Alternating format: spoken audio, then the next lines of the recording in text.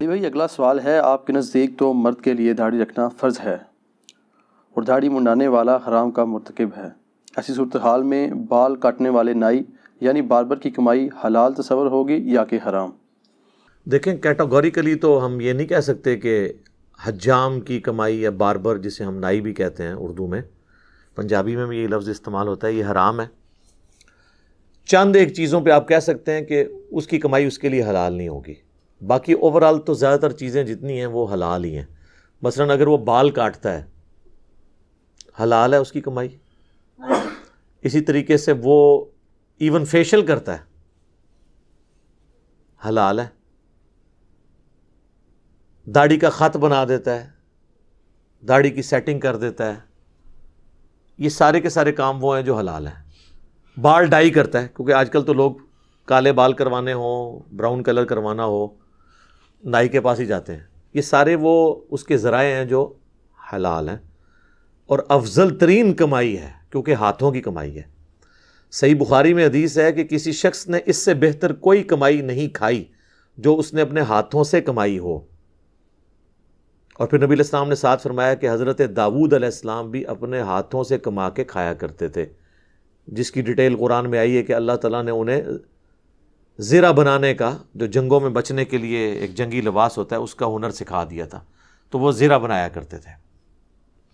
ہاتھوں کی کمائی میں ظاہر ہے آپ جو لوگ فری لانسنگ کر رہے ہیں یا کمپیوٹر پہ سافٹ ویئر کا کام کر رہے ہیں، انگلیاں استعمال کر رہے ہیں، وہ بھی اسی میں شامل ہیں۔ ہاتھوں سے مراد یہ نہیں کہ ضرور اس نے کوئی پتھر یا اینٹ اٹھانی ہے یا ہاتھ سے کینچی چلانی ہے تو ہاتھ کی کمائی ہے، تو یعنی محنت کی کمائی۔ ہاتھ استعمال کیے بغیر بھی کمائی ہو سکتی ہے، ایک بندے کے پاس اچھی پراپرٹی موجود ہے، وہ کرائے پہ دے دے، حلال رزق اس سے گھر بیٹھ کے کھائے۔ اور یہ جو عوام میں مشہور ہے نا کہ بغیر محنت کی جو کمائی ہو وہ حرام ہوتی ہے، بڑی نان سینس بات ہے۔ ایک بندے نے مارکیٹ کرائے پہ دی ہوئی ہے تو اس کی بس محنت یہ ہے کہ کرایہ ہی کلیکٹ کرنا ہے اس نے جا کے، باقی تو اس کو مل رہا ہے۔ تو ایسا نہیں ہے، حرام اسی وقت ہوگی جب کوئی کمائی حرام ہوگی۔ اسی طریقے سے گھر بیٹھے بیٹھے سب لوگوں کی کمائی حرام ہو جائے گی۔ ان کی ڈاکٹرن میں تو جب سونا جو ہے اچانک 30-40 ہزار روپیہ تولہ کے پیچھے بڑھ جاتا ہے تو گھر بیٹھے بیٹھے آپ کو نفع ہو جاتا ہے بغیر محنت کے زیورات کے اوپر، تو اسے حرام کہا جائے گا؟ نہیں، ایسا نہیں ہوگا۔ ہاتھ کی کمائی افضل ترین کمائی ہے، اور حتیٰ کہ یہاں تک آیا صحیح بخاری میں کہ نبی علیہ السلام نے فرمایا کوئی اللہ کا پیغمبر ایسا نہیں ہے جس نے بھیڑ اور بکریاں جو ہے وہ چرائی نہ ہو۔ تو صحابہ نے پوچھا یا رسول اللہ آپ نے بھی؟ فرمایا ہاں میں نے بھی بڑے تھوڑے سے معاوضے کے عوض اپنی ینگ ایج میں مکے کے لوگوں کی بکریاں چرائی ہیں۔ ظاہر ہے کہ ایک انبیاء کرام کی اللہ تعالیٰ نے ایک پریکٹس کروانی ہوتی ہے امت کے اعتبار سے۔ بکریوں کے ریوڑ میں بعض بکریاں بھیڑیں شرارتی ہوتی ہیں، وہ ریوڑ سے نکل جاتی ہیں، پھر انہیں لے کے آنا ہوتا ہے۔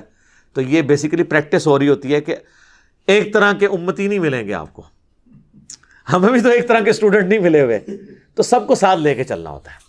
ایسا نہیں ہوتا کہ آپ نے کسی پہ فتویٰ لگا کے اسے سائڈ پہ کرنا ہوتا ہے۔